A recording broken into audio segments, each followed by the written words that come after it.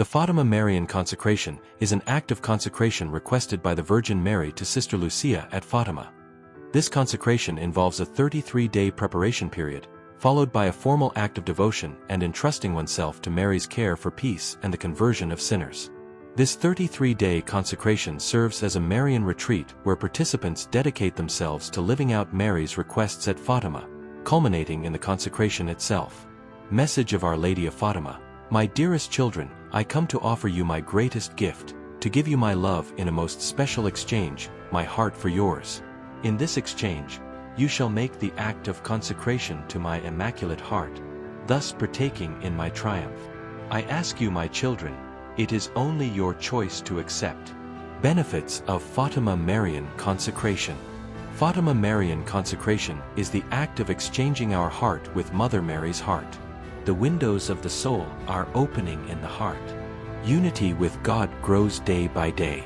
Our impurity is transferred to God. The soul is filled with the divine presence that it longs for. Thus, peace fills the heart and begins to flow into the surroundings. Consecration to Mary provides an opportunity to accept Mary as a mother.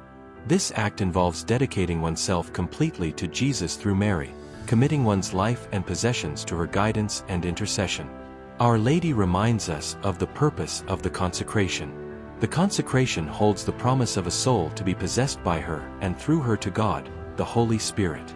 As she remains the spouse of the Holy Spirit, all is given to God, so it is in this way that our hearts are also promised to God through our consecration to her. Since the entire purpose of Our Lady is to bring all hearts to her Son, she in effect is collecting all souls to Him.